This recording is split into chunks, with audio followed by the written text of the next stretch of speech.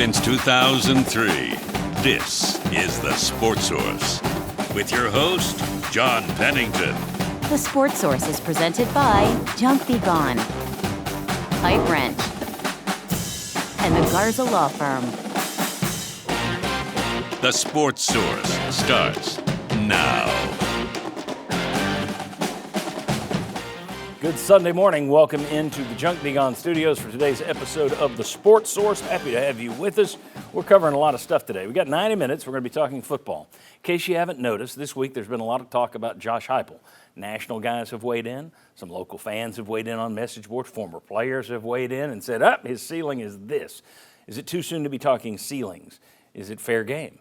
We'll discuss Josh Heupel and all that kind of talk right off the bat. We'll also get into tempo. We'll get into a comparison between Heupel and Lane Kiffin. A lot of comparisons being made out there, so I just went straight to the numbers. Interesting stuff, whether you are pro-Heupel or anti-Heupel at this point. You need to see these numbers, so stick around for that. I promise you'll find them interesting. And then we've also got some football recruiting in here and basketball. It's an open date. When football ends, we go straight into basketball full time. But today, to kick off basketball, we got Mark Pankratz. We got VFL Isaiah Victor. It's a big day when Isaiah comes to visit us.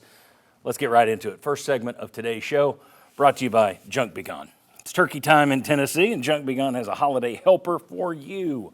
Rent a driveway dumpster and receive 2 added days absolutely free. You know, I've used these guys for years, and I can't recommend them highly enough. Mike Such and his family and his team do a wonderful job. Learn more about them. Line up a visit to your home at junkbegone.biz. All right. Can't speak more highly of the guys who are with me right now either. We have right here from 99.1 The Sports Animal, Will West, his partner on the radio Monday through Friday, Tyler Ivins. I'll be there with you guys tomorrow. And the guy who's going to be missing tomorrow, yes. Bob Hodge. How dare you leave us as a trio tomorrow? I hate myself for it. Bob, thanks for being here. Thanks for all of you for being here. Gentlemen, the Vols sit at 6-3. They've lost to 8-1 Georgia on a missed field goal. They lost to 8-1 Alabama on the road, and they turned it over 3 times in losing to 7-2 Oklahoma. All those teams are currently top 12 in the nation. But if you read the message boards or social media, you find there are people out there, it's not the majority by any stretch, but there are people out there who are already saying, this team has underachieved. Should have done better. We expected more. Will West, have the Vols underachieved this year? I don't think they've underachieved, but I think they have greatly underperformed. I think that Tennessee... Now, is that a distinction without a difference? I think it's a distinction, because I don't know that you've lost a game that I look at and say, you definitely should have won that one. Georgia, you could have beaten Georgia. Missed kick, yeah. Yeah, you missed a kick. I think strategically you made a lot of bad decisions in that game that led to Georgia being allowed to come back. But the Oklahoma game, you just got beat by them. You turned the ball over 3 times. You didn't jump out to a big lead.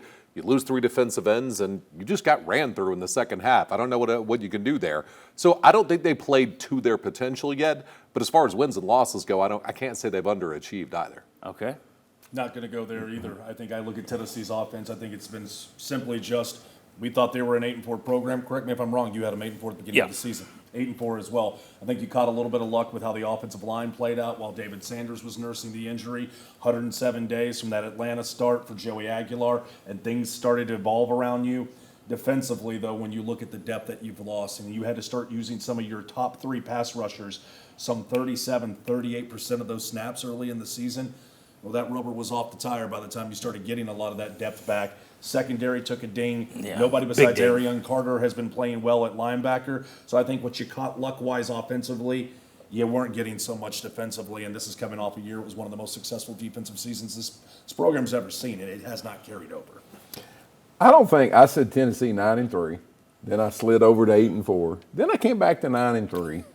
I mean, Still possible. I'm kind of like a drunk driver. Watching, he's all over the place. But I don't think Tennessee underachieved simply because before the season, I thought 9-3 football team, and then I went to the 8-4 football team. It just seemed to me that they were set up to look like they have underachieved. I don't think they've underachieved.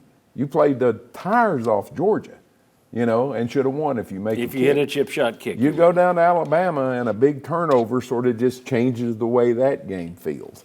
Big turnover at home against Oklahoma. So I said 9-3 for the season. That obviously have an opportunity to hit exactly where I was.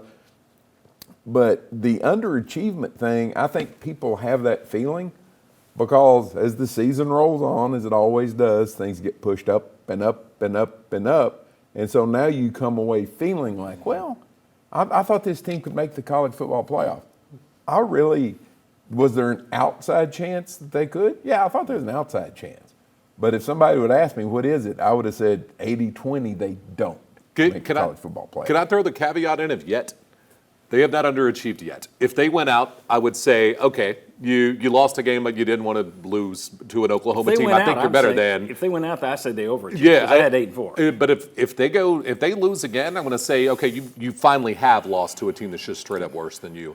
If you lose to Vanderbilt or you lose, that's worse players. But if you lose to Vanderbilt or you lose to Florida, Tennessee has better players than Vandy. They have more talent than Vandy does, but they haven't done it yet. So let's see if they can finish this off.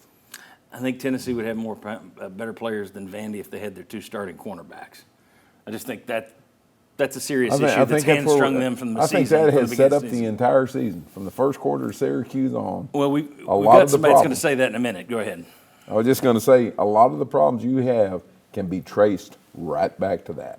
I think if you don't have that problem, the conversation's different. Now, maybe they're still, a 3-loss football team at this point, but the conversation is different. I went into the season saying, that's the strength of your team. Missed that one a little bit, but there's a reason missed it a little bit. Yeah. For those people out there listening, thinking they've underachieved or overachieved, let me show you some numbers. I thought this was interesting. I went back and looked. Overall wins by SEC teams since 2002, so there's 22. So this doesn't count Heupel's first year when he's rebuilding, but this is since he's got it rebuilt. And this was going into the weekend. You're 4th overall in the SEC. It's it's the toughest league in football, and you were 1 game behind Ole Miss. Now 2 because they beat the Citadel yesterday. But in terms of overall wins, you're 2 games behind Ole Miss. You're 4th best in the SEC. And let's check at the next one, just the SEC teams. And so SEC wins. Right. You got 19 of those. Alabama and Georgia are way ahead of everybody. It's you and Ole Miss again. You're still 1 behind them. To me, there's been a lot of talk this week about Josh Heupel. I think it's a little overblown, but we'll continue to discuss that. I do want to go in a different direction here, though. One area, we've kind of debated it all year, tempo. And when it comes to tempo and what Tennessee should be doing, I got a clip here of Will and Tyler from their radio show earlier this week. Faster.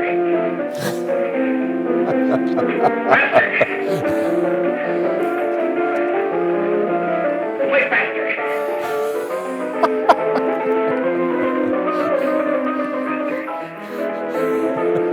Play faster.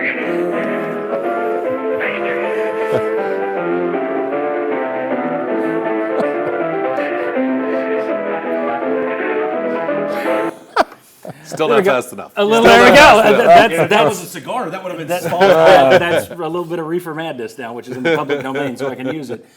But we have discussed this. Last year, I was the one saying, why aren't you going faster? Yeah. Go faster. Then I kind of came to the conclusion. I was the one playing the piano. Yeah, I came to the conclusion nobody's playing at that speed anymore.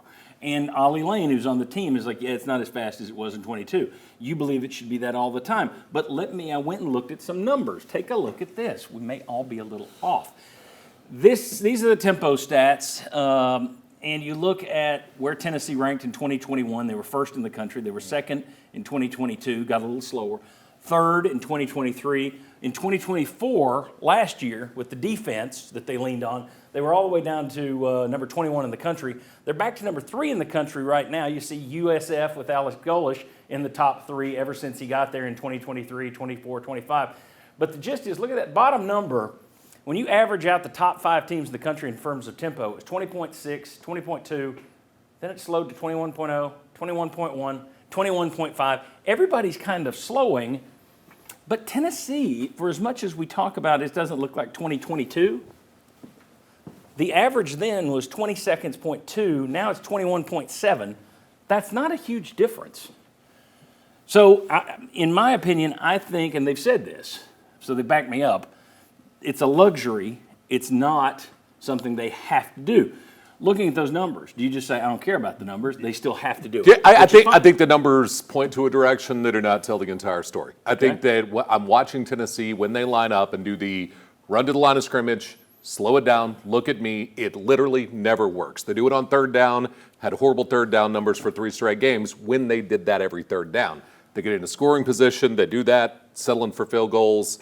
I think if Tennessee could do it, I would say do it. You're right. Like, I would have no problem with them not slowing it down. Part of this, I believe Joey Aguilar, having come from App State, where they would snap it with 26, 27 seconds left in the play Which they did clock. quite a bit against Oklahoma, and then they come back and slow it down. Yeah, and I think that Joey is in better rhythm when he goes fast because I think he's done it for 3 straight years. I think that's part of it. I also think they don't block well enough for them to be able to slow it down. They need some type of decided schematic advantage. And I think part of the issue with Tennessee's offense is it should work. I get that it should work, but it doesn't. Final word. Joey himself has told us when they are going up tempo and he has an opportunity to be able to get things moving and catch them off balance, that's when he's playing his best game.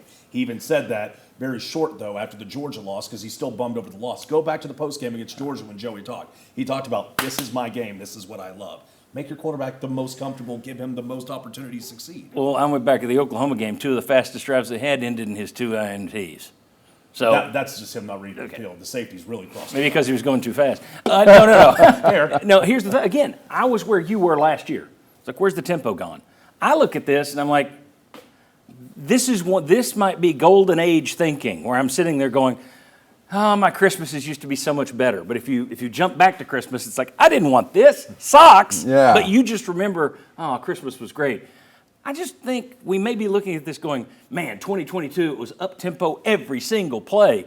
The numbers suggest, nah, they were kind of goosing it back then too. We just don't remember that because it's not a real big difference. You've stayed top 5 in the country in terms of tempo, and the seconds run between plays, the average hasn't changed a whole lot.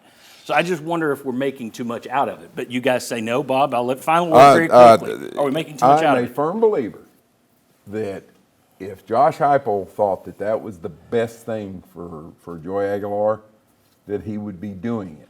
I just think enough of Josh Heupel that he's not going to sit there and go, we win this game if we go tempo, tempo, tempo, tempo. But I ain't going to do that. I just don't think that there's got to be an underlying reason for that. All right, when we come back, Jonathan Crompton, Kirk Herbstreit, everybody's weighing in on Josh Heupel. Let's discuss what those guys say. Is it too early for people to be saying, and we put up a message board post and commented on it last Sunday, is it too early for people to be saying, we know what the ceiling is here, we know what you got. Let's discuss that next. Coming back.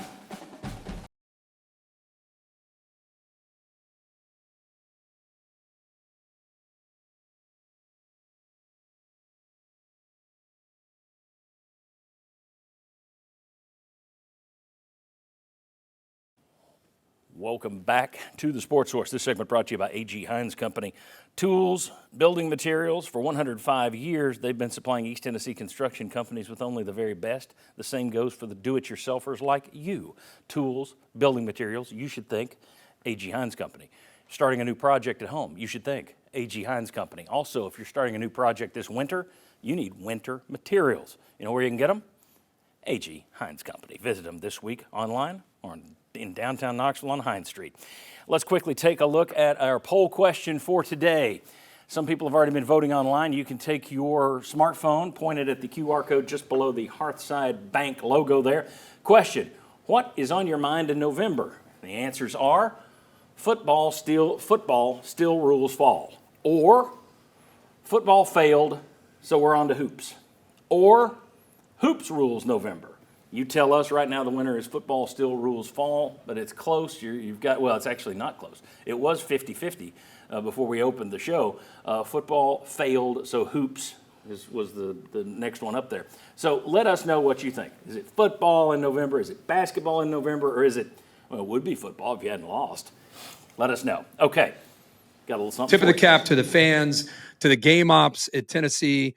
It's as good of a scene to me as there is in the country when they're rolling. And I think I heard some nonsense from Tennessee fans about Josh Heupel's got to go. Oh, whoever loses has got to go. Man, bull. Have you thought about where Tennessee's football program was before Josh Heupel got there?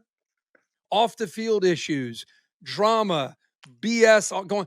This is a good football team that lost maybe the two best corners on one team. You should be just like lock Josh Heupel and his staff down for 100 years. You can't win every game.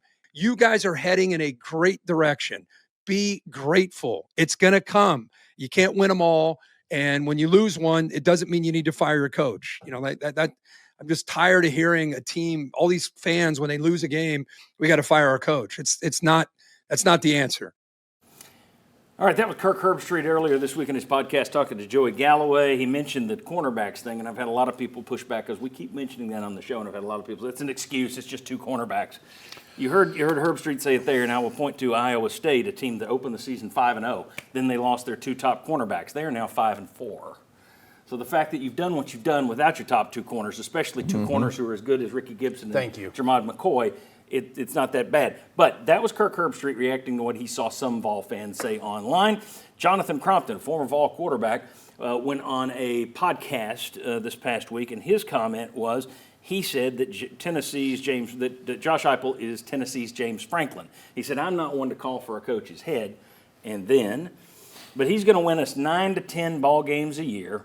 The odd year we'll get 11, and that's about our ceiling. Sign me up. Okay, 9, 10 wins a year and occasionally 11. Oh, boo-hoo. Yeah, you can cry about that at Alabama. You may cry about that at Georgia, Ohio State. That's about it. Yeah, where Tennessee is right now? Yeah. No, sign me up for some more of that. But that's where we are. Tyler, is it fair, though? Josh Heupel's making $10 million a year. Mm-hmm. Is it fair for people to start talking about his ceiling? What is his ceiling? Because when you get Jonathan Crompton and many others out there, it's like, never going to win a title here. He can't win a title. I already know. I can see into the future. There's no title in his future. Is it okay to be talking about ceilings at this point because he's getting paid, or no? It's too soon. At this point on Sunday, November the 9th, no. That's like asking, has his clock started? If I was back on... You asked me Monday, and I said, yes, it has, because some fans are falling off. If you asked me that question following the results in the Swamp coming up in 2 weeks, we could revisit this conversation. So at this moment, at this time, no, I think it's ridiculous. He loses in the Swamp in 2 weeks, we can have this conversation then about where ceilings are. I'm close, I'm not there yet. I think if you lose at Florida, it has nothing to do with your ceiling. You got to tell me where the measuring stick is. I think it is immaterial. You go down there with this team and you lose, I don't think that has a dang thing to do with ceilings. And John, you can thank me later for changing my word right there. And I don't think that has anything to do with ceilings. I mean, I think you look at the entire season body of work and the fact that nobody from Tennessee has gone to Florida and win since you were a child. Correct. So to me, that is a non-ceiling factor, what happens in Florida. Yeah, look, junior in high school. So you might say you're not a ceiling fan. Yeah. Look, no, I mean, Is it too early or not? No, because also 10 or 11 wins gets you to the playoffs. Yes. The world changed this last year when we went to a 12-team playoff, and it's going to go to a 16-team playoff. Yes. So maybe Jonathan Crompton's right. By the way, how many regular season wins did Ohio State have last year before they won the playoff? No, 10 regular 10 regular season wins. The world changed. You have to look at this more like the NFL, and I think a lot of people that have been around college athletics for a long time struggle to understand that the world changed. Correct. And so I think Crompton, he might be right, but 10 or 11 wins means 2 out of 3 years I'm getting in the playoff and I have a chance to win the national championship. I'll take that all day long. As it gets more and more like the NFL, the goal is to get to the postseason. And as teams, because of NIL and transfer portal, even up here at the top, it ain't going to even up down to number 77, but it evens up more at the top, then you're going to have that NFL thing where a 9-7 Giants team is the last team into the playoffs and ends up winning the Super Bowl. There you go. The thing will happen. So if you told me Tennessee 9, 10, or 11, and that's Heupel's ceiling, I'm like you, John. Okay, sign him now to the contract that my kids are watching. At some point, maybe you start questioning that. If you get 10 years into it and you were what Penn State was, I still think that was silly. You made the semifinals Correct. last year. But Literally, you're a beca- game away from the final. Yeah, if Literally a you're- game. Well, let me give you an example. Well, go ahead, Tom. You're an Go. overtime victory against Oregon away from him still having his job. He went from this team's going to James Franklin. He went from we're in the fourth quarter against Oregon to 9 quarters, 10 quarters later with the overtime to being popped. It's the dumbest thing ever, and they're going to regret it. There are only 3 coaches out there in the country who don't have questions at this point. Well, I question about him being able to get to the next level. I keep hearing that. There's only 3 guys who've gotten their teams to the next level. That's Kirby Smart, that's Ryan Day, that's Dabo Swinney, and I don't think anybody's going to knock down Dabo Swinney's door today. So the idea that, I got questions about how far he could take you. I got questions about it, everybody but those 3, okay? Let me give, and this is one that I think's the interesting take. You look at what you've seen so far, and you go, that's his ceiling. He can't go any higher than that. Tell me, what would you do if you had a coach who lost, and this is his first 5 years at your school. He lost 3 games. He lost 3 games. In year 3, he lost 5 games. Year 4, he lost 3 games again. Year 5, he lost 4 games. You've seen his ceiling, right? No, you haven't. That's Jim Harbaugh. That's 4 years before he wins a national championship at Michigan. I don't believe these people who say, well, I can spot his ceiling. No, you can't. You don't have any clue what his ceiling is. Correct. Neither do I. We don't know. A lot of these guys get better. Some guys get worse. Dabo Swinney. Yeah. As you said, the paradigm keeps changing. The sport is changing.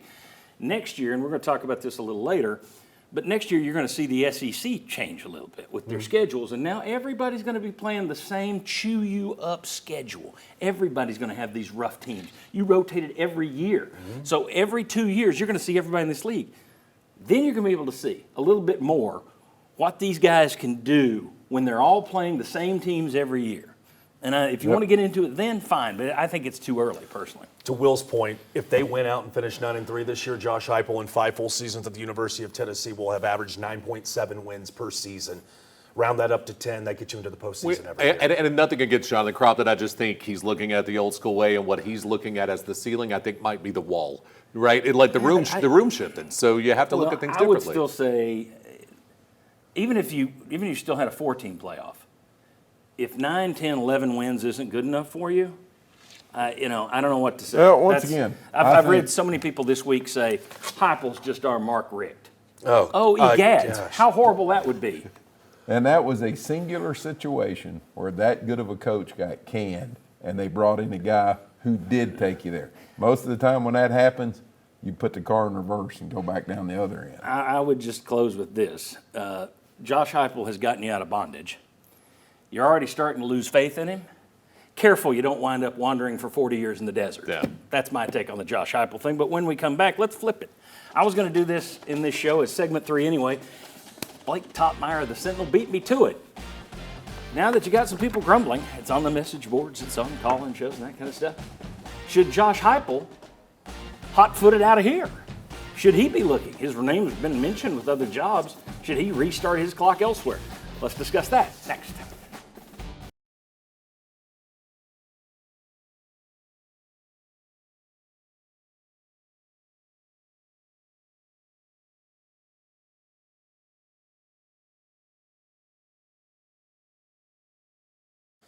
Welcome back. This segment of the Sports Source brought to you by Parkside Cabin Rentals. Winter is nearly here. The holidays are around the corner.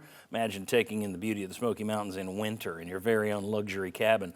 Parkside Cabin Rentals has all the options you could possibly want for a solo getaway, a romantic weekend, or a room for 20 or more. Folks, if you sit there and you say, I don't have a cabin in the Smokies, yes, you actually do. It's through Parkside Cabin Rentals, and they'll clean it. That's the beauty. ParksideCabinRentals.com is where you need to go. You don't even have to do the cleanup. All right.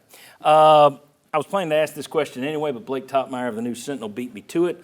Longtime viewers of this show know I've said for years, football, basketball, wherever, I think most coaches should leave after 5 or 6 years because that's when people start to, the losses have piled up. Now you've got losses to compare it to. Even if there's just 10, that's 10 losses. This one looked like that loss. We just lost this week, and it looked like this one from 2023. It's the same mistake over and over again. So the posse starts to form, and that's, I've always said, stay ahead of the posse. Ironically, Blake Topmeyer of the Sentinel used the exact same words, and I'm not claiming he's copying me. I'm thinking this is 2 people coming from the same mindset. But here's what he wrote this week for the Sentinel. Josh Heupel, Set your phone to ring. Turn up the volume. If someone calls from a Pennsylvania area code, answer, because the natives are getting restless in Tennessee, in case you haven't noticed. Here's Heupel's chance to stay one step ahead of the Tennessee posse. Penn State needs offense. Penn State needs quarterback development. Penn State needs a coach who might occasionally beat a chief rival. That's Heupel's theme music. For a time, Heupel's theme music sounded like the second sweetest tune in all of East Tennessee. Can't top Rocky Top, of course. Now the tune is off key. Bob Hodge, in your opinion, should Josh Heupel be, and there were rumors about him, there were LSU fans who were linking him to their job, should he seriously consider telling his agent, get me a phone call somewhere? You know, I like Josh Heupel. I don't think Josh Heupel should be anywhere near the hot seat, even though, like some of us, I think he's getting closer with some fans. But yes, and the reason is I am right. Why am I right? Look at history. Coaches overstay their welcome, even the good ones, even the great ones. Now, you have the people that go out on top. Nick Saban pretty much went out on top. Remains to be. Look at Dabo Swinney. 6-7 years ago, he was mentioned 1-2 in any coaching conversation. Now the people in Clemson want him out. He could have had any job he wanted in America. Now are people going to look at Dabo Swinney and say, oh yeah, he's the guy that can come down here in Miami and fix our problems. He's the guy that can go to Penn State and fix their problems. Or is it, well, his best is 10 years behind him. So yes, I hope he doesn't. I hope it doesn't come this year. But there is a point where almost every coach needs to do this. And it's just reset. Look back through football history. There it is. No, not remotely. The reason why is you have the youngest team in the Southeastern Conference right now. You're in the blue chip ratio for the first time. But that's not going to matter in a transfer portal era. You don't know who's going to be back and who's going to leave. You don't, but if you can hold on to the majority of them, I feel like you're doing well. You have a young team that you could continue to build with. Also, I don't think Penn State's calling. I don't think LSU's calling right now because everyone's insane and 10-2 is not good enough for them. So, especially if Penn State has a problem with 10-2, I don't know that Josh Heupel's the call that they're going to make. So your idea is a flop. If clearly those aren't their standards, that's kind of who he is, and I would take that. But he has a great relationship with Danny White.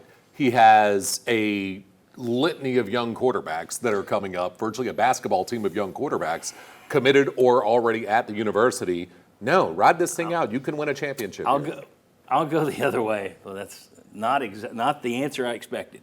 I'll go the other way because there's a chance he could finish 8-4, 7-5, in which case you guys are going to say he underachieved this year. That's going to be the mantra all offseason.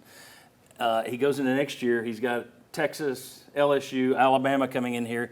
He's early in the season. He's at Georgia Tech. He'll be with a brand new quarterback next year, one way or the other.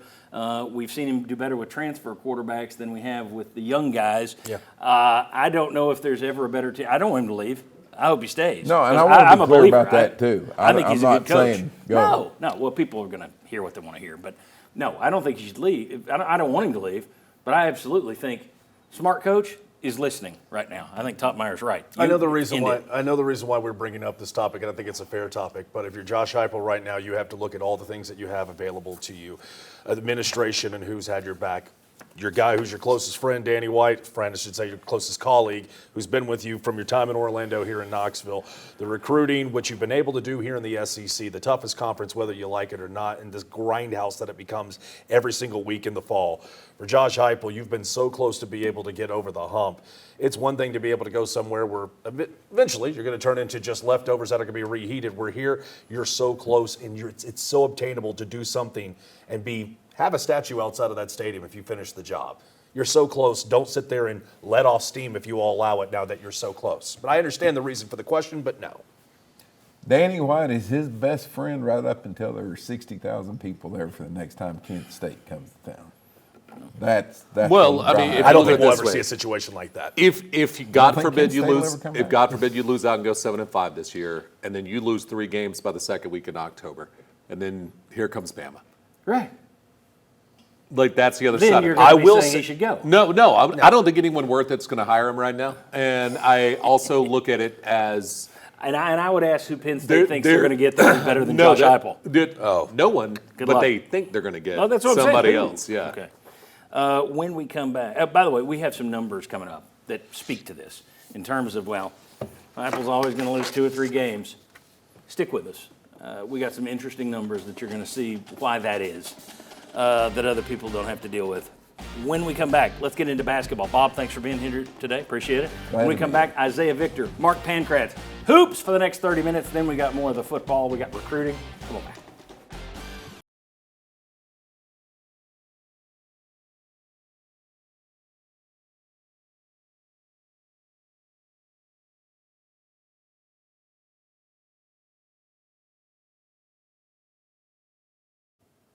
Welcome back to the Sports Source. This segment brought to you by Southeast Termite and Pest Control. Fall invaders, spiders, you name the critter, and they're probably trying to get into your nice, warm house right now.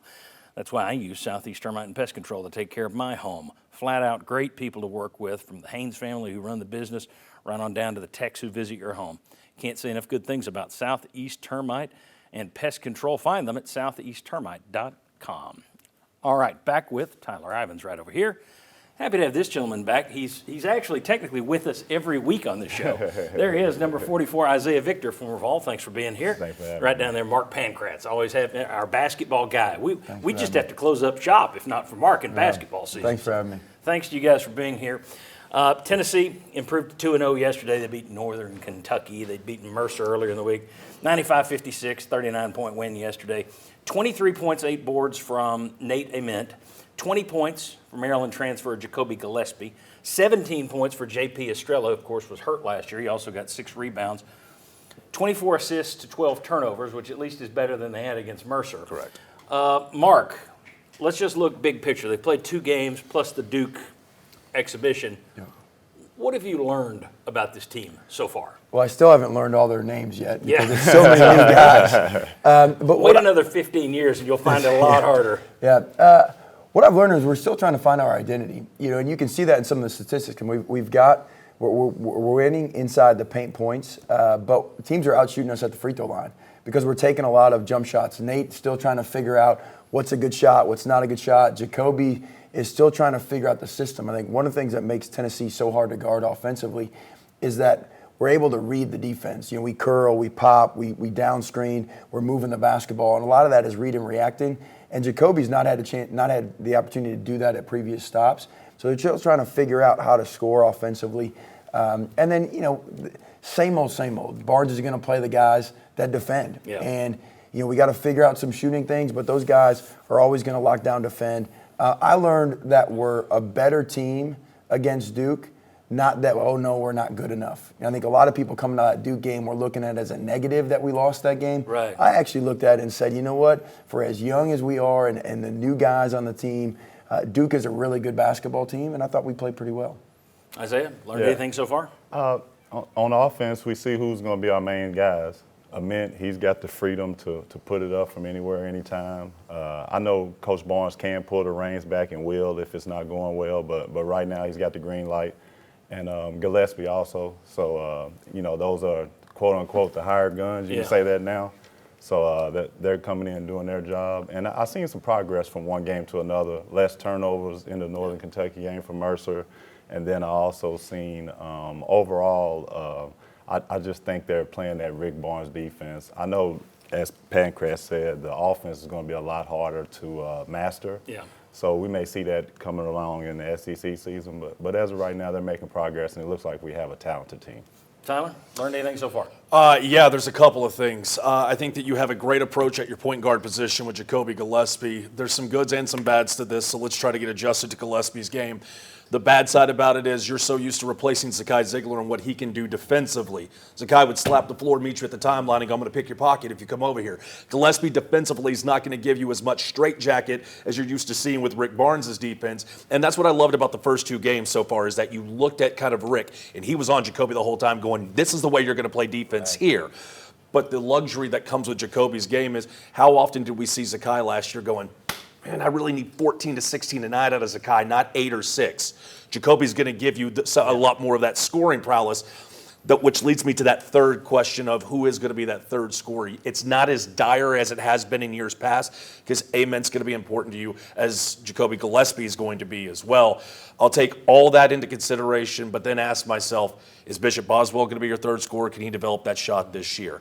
On top of all this, and I know this is going to come off kind of hard to believe, that's a good basketball team that Tennessee beat yesterday. I know some people are going to go, Northern Kentucky? Take it from the degenerate gambler. Hear me out on Watches this. that Horizon League. Yeah, I know it's Kentucky and I know it's Louisville, but you can put them up there with the Murray States of the world. That's a good basketball team that we'll be talking about as a conference champion out of the Horizon League probably come March. All that being said, my favorite addition to this team this year, how often have you guys taken questions about, man, Tennessee just doesn't have a real true big in there. Jalen Carey and Felix Okpara, what they're going to be able to do this year, Carey, the Vanderbilt transfer, is going to beg a point guard to come into the lane strong and get put on his backside. I finally love that Tennessee has some size and some anger in the paint that we haven't seen since Charles Hathaway, some of the other bigs that we've had. Yeah, and I think it goes back to that we're still trying to figure our identity because we've been such a perimeter team with Zakai, with Meshack, and now we're more of an interior team. But the guy that you didn't mention that I think has proven some things is JP. You talk about the third scorer. Yeah. I think JP is going to be you your. missed him last year. Yeah, he's going to be your third scorer.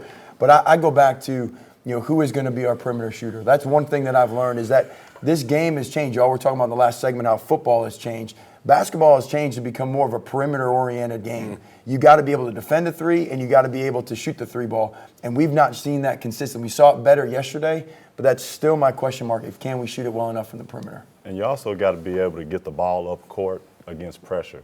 We haven't seen it yet, but if you can pressure a team, they can't get it to their bigs because they can't get it past half court. So I think that'll be important as well, ball handlers. Very good. When we come back, will this basketball team be on par with the last three Rick Barnes basketball teams? That's asking a lot. The national media seems to think no.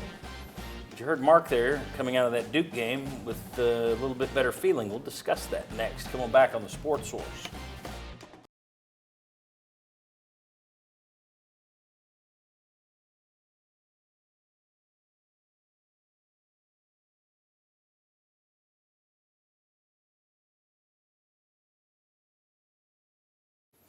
Welcome back in to the Sports Source. This segment brought to you by Madisonville Marine. There aren't a lot of people doing any skiing in November, but there are still people out on the lakes because they're doing some fishing. At Madisonville Marine, they've got Skeeter bass boats, G3 John boats, G3 Sportsman, every type of outdoors fishing boat you can imagine. Bob Hodge has a G3 from Madisonville Marine. In fact, they've got them new, they've got them pre-owned. You get a great deal on all of them, and you get tremendous customer service. Great warranties on the stuff that they do at Madisonville Marine. There is no better place to buy a boat. All right, I didn't remind everybody of the poll result of the poll last week, or last segment, but let's see how it wound up. That's my bad. I didn't goose you to vote further, but 62% of you say, and don't listen basketball guys, they say 62% say, hey, football rules in the fall. And about 30% said, well, football has failed, so now I'm on to hoops. And there's about 9% who say, what are you talking about, football? Well, November is basketball. Thanks for voting. I apologize by bringing Isaac and I on. You've lost 60% of your audience. Yeah, you guys did a good job. All right. Isaiah, Tennessee entered the season ranked number 18 in the nation. Pundits don't think this team will have the upside of Rick Barnes' last three teams. Think they'll be good, but not to that level that Tennessee got to the last few years. If you're looking at the minimums over the last 3 years, you're talking, and this is pretty impressive, 25 wins, minimum 11 SEC wins, minimum Sweet 16. So I ask you, does this team, in your opinion, have the upside of the last three Tennessee teams to do all those things? Every one of them is tough. I think the 25 is real tough. I mean, if you're counting SEC tournament, I do think they'll win a couple. Okay, they can do them all. I think they can be a Sweet 16 team. I won't say easily, and I'm going by, what we do know. We know Rick Barnes, right? Yeah. So we know talent. We see the talent. We know the coach. He's doing it year in, year out. So I believe we'll get there. Now, we do have to get better, but everybody's fighting the same situation. NIL, bunch of new players, got to jail. So if anybody can get them to jail, it's Rick. And we do have the talent. So, I believe they can do that. Yeah, the hard thing for me is I always go into these years, the last couple of years, go, man, he's got a tough row, putting all these guys together, figuring out the rotation's going to be, getting them to jail. But because the transfer portal, everyone's doing that. Yeah. It's not just you. Everybody's going through that same thing. Mark, you mentioned coming out of the Duke game, feeling a little bit better about it. People looked at it and said, we should win. National pundits didn't think you should win. Yeah. You came out of it feeling a little better. Those are high expectations. Do you think Tennessee can approach those numbers this year? Back to the comment that you just made about putting all these pieces together. One thing that we have had is the knowing of Zakai and Meshack.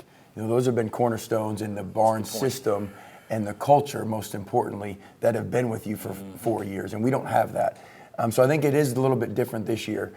But what I get excited about is, yes, there's questions about three-point shooting, and I think that's the biggest hindrance for us to make a Sweet 16 run, and it's been one of the biggest reasons why we've not been able to make a run is because of offensively. Like, look what happened against Houston. But one thing that gives me hope is I think that this team has a different level of depth than previous Barnes teams. You look at the minutes that guys are playing. I know it was a blowout, but you look at the minutes. Zakai, even in a game like yesterday, Zakai was playing 30-plus minutes last year. Right, And now this year you've got Jacoby's playing 26, Nate's playing 23, and that just shows that Barnes has, yes, he's still trying to figure out rotation, but I think he likes his depth a little bit more, especially on the interior, like Tyler mentioned on the previous segment. So I think the depth gives us a chance to have better legs come the end, which gives us a chance to be – we're going to be dominant on one side of the ball defensively. And interior, we may not be as good on the perimeter defending, but when you got the bodies inside to contest on the interior, to block shots, and even if guys get in foul trouble, the next guys can come in, I think we got a chance to do all three of them. Okay, very good. Will West. Can, yes. Will, no. I think they'll be a slight step behind. I think that most of the pundits and the voters probably have this about right. I think this is a 23-win team or so. Maybe they can get – I agree with Isaiah. It's 25 is the toughest part. That's really, really difficult, especially building a new team like this. I also get concerned. I don't know where your floor spacers are coming from. Who's been able to knock down the outside shot? Because it seems like even your perimeter players like to drive the lane a little more than they like to take that jump shot.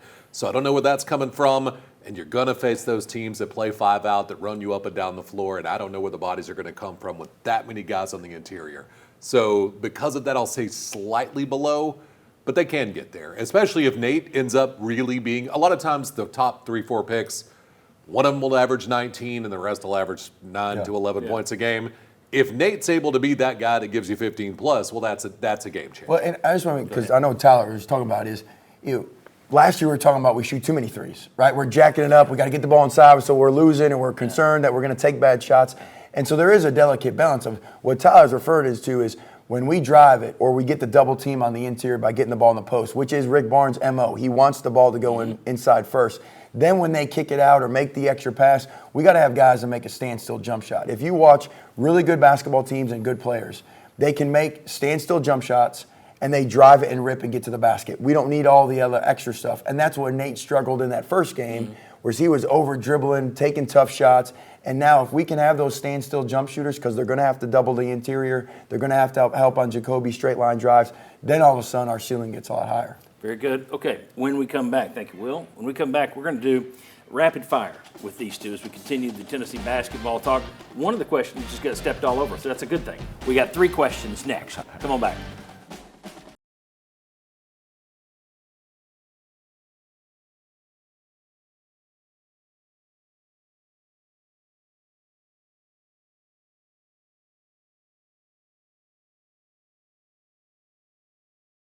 Welcome back to the Sports Source. This segment brought to you by Hearthside Bank.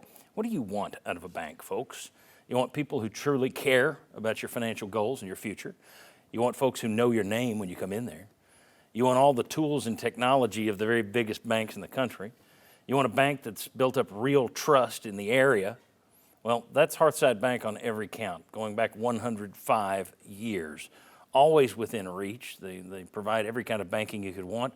And I always say personal banking, and I don't just mean personal versus business. I mean personal. These are good folks. I can't vouch more highly enough for them. HeartsideBank.com is where you can learn more. Hearthside Bank, always within reach. All right, rapid fire questions, and if one of these goes for a while and it's not rapid fire, that's fine by me. The one I was mentioning that we kind of stepped on, there was going to be, we were going to talk a little bit about the rotation, and you already got into that they probably will spread out the minutes a little more this year than they did last year. Do you agree with that? Absolutely. Yeah. Okay. There you go. So seal of approval. That's the one we stepped on. So let's go back to what we had as number one. Who's more important to this team, Nate Ament or Jacoby Gillespie? Go ahead. Amen, easily. I mean, he's the leading scorer, leading rebounder. And then what's indicative is that it was the first game. Gillespie didn't play very well. We still won. So I definitely think Amen. I actually go Jacoby. I think you look at, go back to Jordan Bone, and the pressure that Barnes put on his point guards to be locked in defensively and lead the team offensively with good shots. And it's different because Jacoby has been a really successful player at multiple stops. And he's going to have to score 15, 18 points for us to lead. But I think because he's had the ball in his hands so much, he's going to be the decision maker. He stops the ball defensively, like you mentioned earlier. I think it's going to be Jacoby. This team's still going to try and figure out what its lineup is. You know that there are some guys who are going to be in there, but you don't know fully which way they're going to go. So I'll ask you guys, what's the best strategy? To go bigger or to go smaller? We're really big right now. I mean, Amen's playing the 3, right? So, and he's huge. I want to see him at the 4 some. I think he's a real mismatch at the 4. I know that's going to take us having 2 extra guards, in addition to Gillespie playing well, because someone's got to play the 2 and the 3 if he goes to the 4. But I think that's a real matchup problem. He can handle it. He'll be like a point forward. So I think that'd be interesting to see. So big guy says bigger. Yeah, not surprised, right? Yeah. Actually, you're saying put more guards out there. Yeah, put more guards out there. Yeah, we're going smaller. Take that wrong. You're saying smaller, yeah. Yeah, I just hope that we can get some development from the guards. I think we may end up starting big. I mean, you look at Florida when they dominated us at Florida last year. They was inside, and then that allowed their guards to grow. I think early on, playing big to allow Nate's body to develop and get used to the physicality at the 3, as opposed to starting him at the 4 where he's getting beat up on and it becomes a long season. I think this team, as long as we can get some guys to continue to knock down perimeter jump shots, I think it gives us some flexibility to where we can play big or play small. And then defensively, how do we use that length? I think you saw yesterday Northern Kentucky used a matchup zone, and they just didn't have the length to play that defense against us. But we've got the ability to switch up some defense, and length can really bother shooters. If we can get out there and keep guys and they're shooting from deeper out, and then because we've got depth on the inside, if guys do get by us and we get some fouls against us, it's next man up on the interior. So I think we've actually had the benefit of being able to play both, as long as we can knock down some standstill jump shots. Yeah, and I want to play both. Don't get me wrong. I don't want them to start the 4. I want them to play spot 4 and, just create a mismatch problem. Because that depth will allow us to play faster, right? If we can play more up tempo, we're fresher in the half court, locked in defensively. We're going to be able to wear teams down by the end of the season if guys continue to stay locked in. Well, and it's true in any sport. If you're a team that can do multiple things, you're a lot more dangerous than the team that, we do what we do.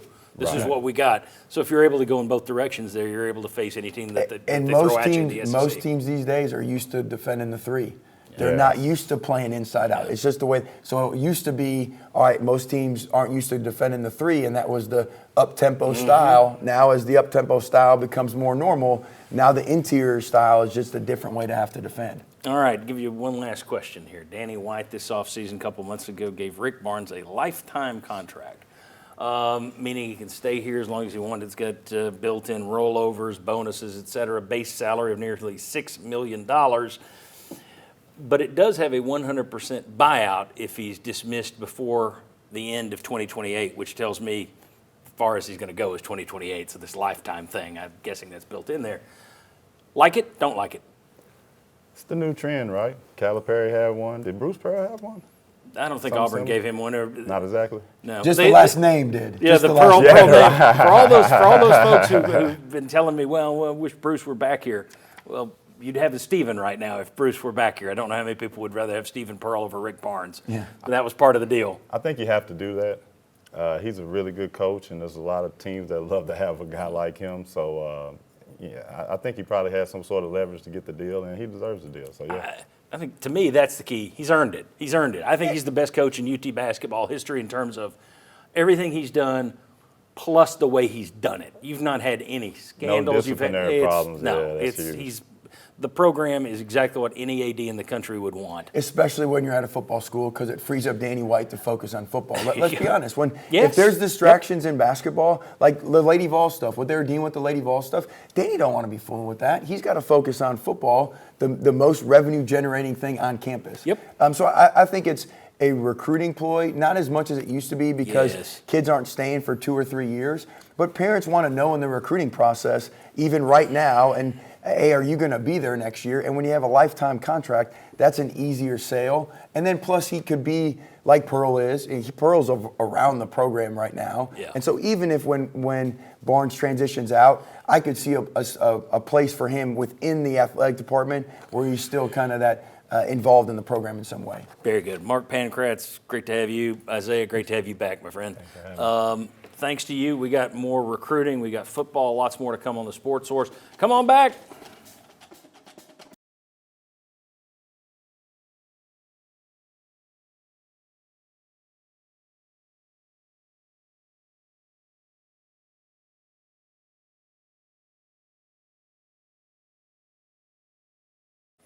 Welcome back to the Sports Source. This segment brought to you by Al Wilson's Hard Hitting Tea.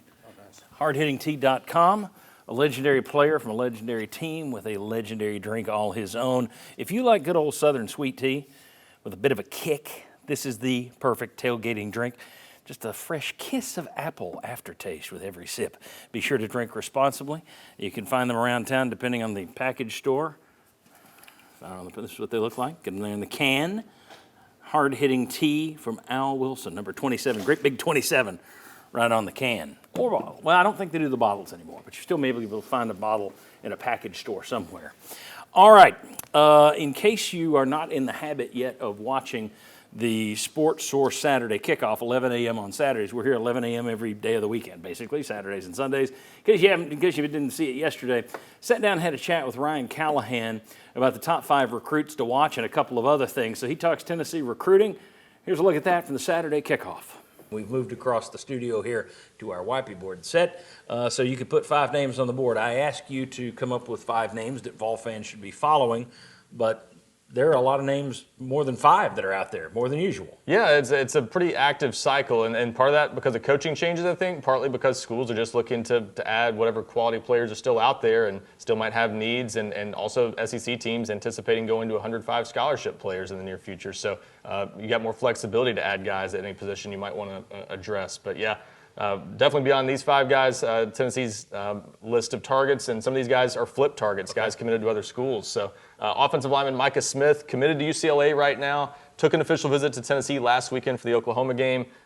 Major priority for Tennessee, a guy they targeted even before he picked UCLA back in the late spring, but Tennessee gets him back on campus. Ohio State and Ole Miss have already hosted him on official visits too, so Tennessee one of a few, at least, serious contenders in this one, in addition to UCLA, where they're waiting to see who the new coach will be. So don't think he's likely to end up at UCLA, but he has not decommitted from them officially. So Tennessee, it sounds like, has a real shot at him going into the final weeks here, but we'll see if he takes any additional visits. He didn't comment after the visit, so not sure what he's thinking right now, but certainly Tennessee, I think some cautious optimism, at least on Tennessee's front, coming off that visit. A lot closer to Vero Beach here than UCLA is. Yeah. So, okay, what do you got second? Edge rusher Jordan Carter. This is a relatively new name. Even if you track recruiting, you might not know until last weekend that Tennessee was in the mix for Jordan Carter. But 4-star prospect, ranked just outside the top 100 on 24/7 Sports, was committed to Texas A&M for more than a year.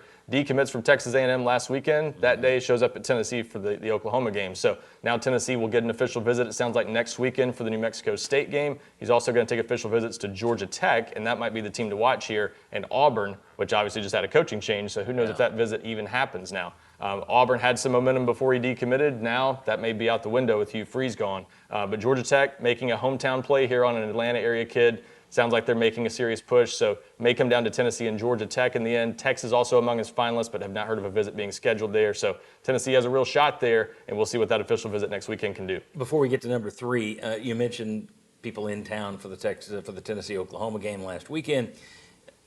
That could go either way. There are people like, oh, great, they're in and we lost. Most of these kids aren't sitting there hanging on whether or not you win or lose. They're looking at the facilities, they're looking at the dark mode, atmosphere and everything else, and the fan support, meeting the coaches. Really, the win or loss thing, people shouldn't freak out over that one in terms of having somebody in when you win a loss. Hell, it may tell a kid that we got need for you. Right. That can, I mean, yeah, to your point, most kids aren't looking at that one way or the other, and it's not a big deal at all. And even if you get blown out sometimes, it's not a big deal because, to your point, you can always sell playing time, and, hey, there's an opportunity for you to step in right away. So, yeah, Tennessee got nothing but positive reviews from that visit. The dark mode played really well. And for that matter, thought this was really interesting. A couple recruits mentioned unprompted, they think Tennessee's got a lot of stability, and in this era with all these SEC schools going through coaching changes, Tennessee's perceived stability seems to be working in their favor. That's good. All right, number 3 on your list. Another guy Tennessee's been recruiting for a long time, committed to another school, Wisconsin running back commitment, Amari Latimer, another Atlanta area kid. Ohio State also involved here. Miami also involved. So some heavy hitters in this one, but Tennessee still looking for a running back in this 2026 class. Finally got him back on campus for the first time in more than a year this past weekend. That was an official visit. Another guy didn't comment, hasn't said much publicly lately, so not sure exactly what he's thinking. This one I think might be a little bit more of an uphill battle for Tennessee because you've got Ohio State and Miami also in there, right. But Tennessee's done a nice job and at least got him back on campus, so we'll see where that one goes. They're kind of all in on Amari Latimer at this point at running back. They don't really have anyone else on the board right now. We'll see if anyone else surfaces here down the stretch. Maybe a coaching change opens another opportunity, but at running back it may be Amari Latimer or bust, and then if you don't get someone, maybe going back to the transfer portal for another Star Thomas type player. Gotcha. Who's next? Jalen Thomas, defensive lineman, a junior college prospect. We don't see as many of those these days, but you still see them sometimes, and defensive line tends to be the position where Tennessee has looked, and a lot of other teams do. But a Memphis kid now at a Mississippi junior college, took an official visit to Kansas last weekend. Stock still seems to be rising a bit, but Tennessee, the only SEC school currently heavily involved. He's taking an official visit to Tennessee as of right now for the Vanderbilt game at the end of the month, so that would give them the final visit before early signing day. Sets up pretty well for Tennessee, but this is the kind of recruiting battle that can be tricky. You never know. You might think, Kansas, a school like that, not likely to beat out Tennessee. That's where NIL/revenue sharing can come into play. About to say that. A school like Kansas might be able to devote more resources to a player like that might be, a solid player that Tennessee wants, but maybe not willing to devote $500,000 or $750,000 to. So you just never know how those. And I'm just throwing out a random number, right. But yeah, that's how those can work. So you can't necessarily just write off Kansas because Tennessee's seen as a better program. So it could be a trickier recruitment because Tennessee's not battling other SEC schools. Yeah, it's going to take a while for media and for fans to get it around their head that for the past few years it's been on NIL, so it's the big boys can throw big dollars. Yeah. Now with revenue sharing, there's a cap on this stuff in terms of what now there may be NIL on top of everything else, but you've got the revenue share, which means you've only got $21 million to split out. Whereas Kansas can sit there and go, we're not spending as much as Tennessee is, so we can focus it on one kid and go get, and they can outbid Tennessee for one kid. Yep. We've talked about this before on the Sports Source Digital Network that now all of a sudden smaller schools, it actually gets them in the game because the revenue sharing can be a limiter for some of the big guys. It raised the amount of money they can spend in most cases. These programs the little guys, they didn't have $10 million a year or whatever to throw around at players. Now they do, and they've got to spend it somewhere, so they might as well go get somebody that an SEC school might want.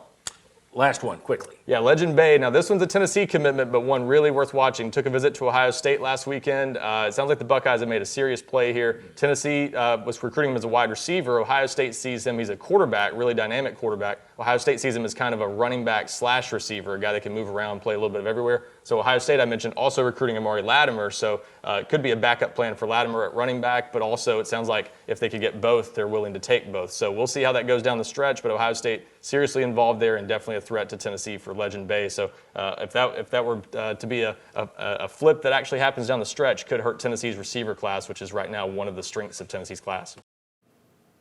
Thanks to Ryan Callahan right there. When we come back, some interesting numbers on Josh Heupel. I'm going to compare him to Lane Kiffin. And Tyler and Will actually be involved. You guys were great in that segment. That was terrific work.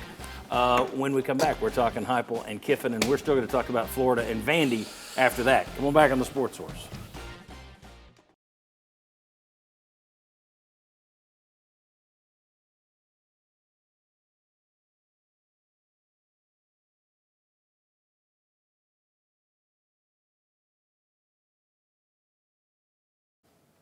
Welcome back to the Sports Source. This segment brought to you by Safety Systems.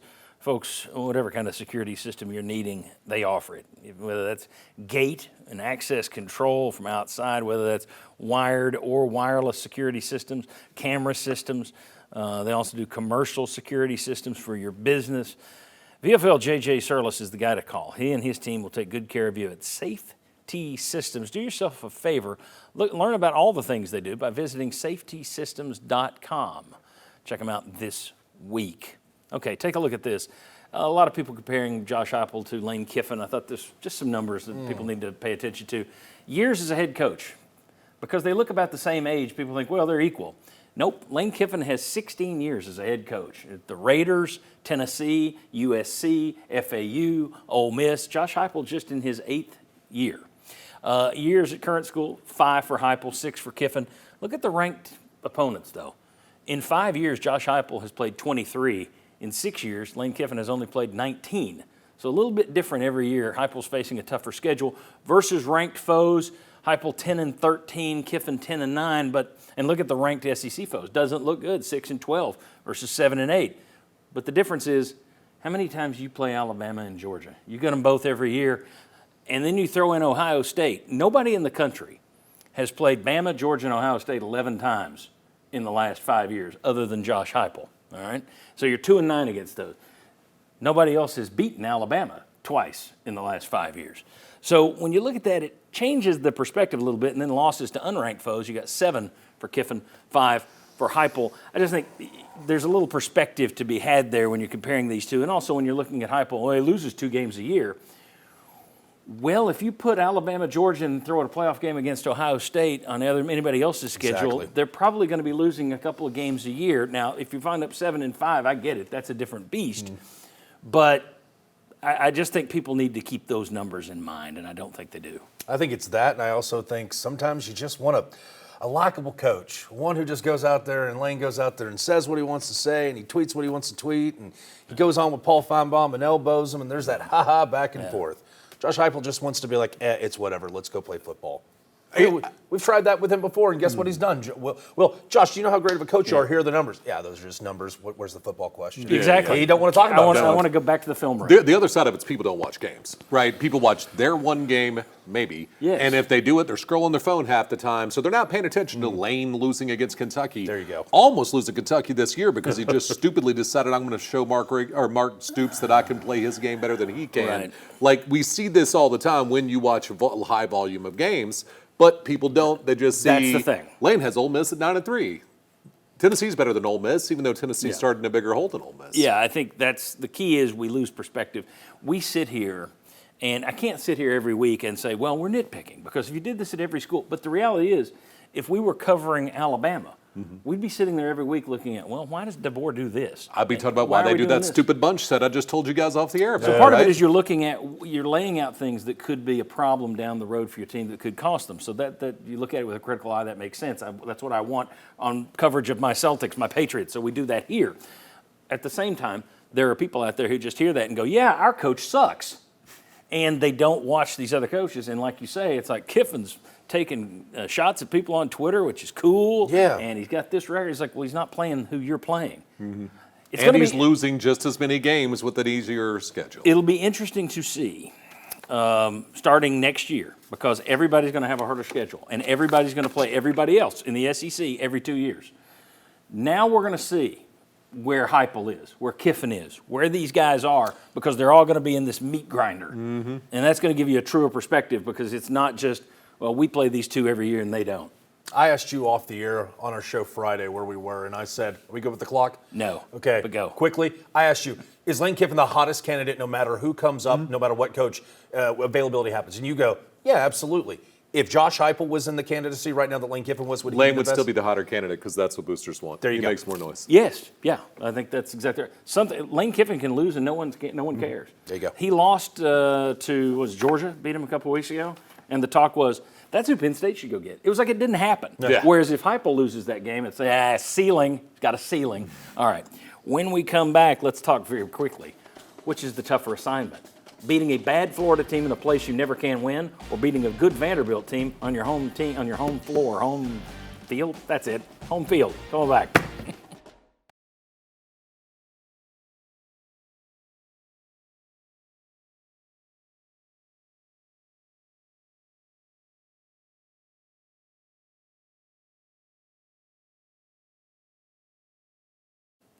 Welcome back, folks. It's the 45th anniversary sale going on right now at Games and Things. Everything in the store, 20 to 50% off. That's pool tables, home theater seats, foosball, dartboards, bar stools, pub tables, pool cues, poker sets, you name it, they got it. Games and Things, 20 to 50% off right now. 45th anniversary sale this week. Guys, we've got about a minute and a half, and I'm going to just turn this thing over to you.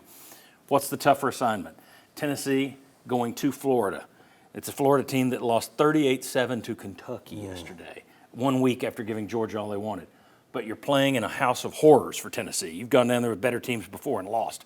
Is that the tougher assignment? Or is it beating Diego Pavia and a Vanderbilt team that's probably going to be playing for a playoff berth in your home field, Neyland Stadium? What's the tougher assignment? I'm going to take Florida. It's there. It is a house of horrors. There's something cosmic happening that's beyond football or any of us mortals. And also, this team plays poorly on the road, and it will be a very tough road assignment, a very tough environment. Even with Florida down their two best targets, and Trey Wilson and Dallas Wilson, and DJ Lagway doesn't have as many toys to play with. That's one of the main reasons they got blown out by Kentucky. I'm also going to say Florida because, again, I was a junior in high school the last time you won at Ben Hill Griffin Stadium. Got to see it to believe it. Yeah, it's remarkable. We had this conversation 2 years ago, and I used to have this conversation with David Ubben when he moved to town. He's like, well, Tennessee's better than Florida. I said, that doesn't matter. Yeah. That has nothing to do with this. Gosh. Nothing. And I don't care who the coach is. We've all seen, Tennessee teams that were much better than Florida go down there and lose to those lesser Florida teams. It's just something about that place. Yeah. And I get it at Alabama. Alabama's got a better team than you all these years. I get that. Florida hasn't. So the fact that you get in there, I agree with you guys. I think that's the tougher assignment. Now, I may eat my words because Vanderbilt right now, better team than Florida. But I'm more worried about going to Florida than I am facing Vanderbilt at home. 100%. Yeah, it's crazy. All right, and we're doing a little radio tomorrow. That's right. So that'll be 3:30 for the round table with these guys on Sports Animal. 99.1 The Sports Animal, got to say it right. And we'll see you next week right back here. Watch the Sports Source Saturday Kickoff. Check us out at Sports Source Digital Network on YouTube. And we'll see you right back here next Sunday.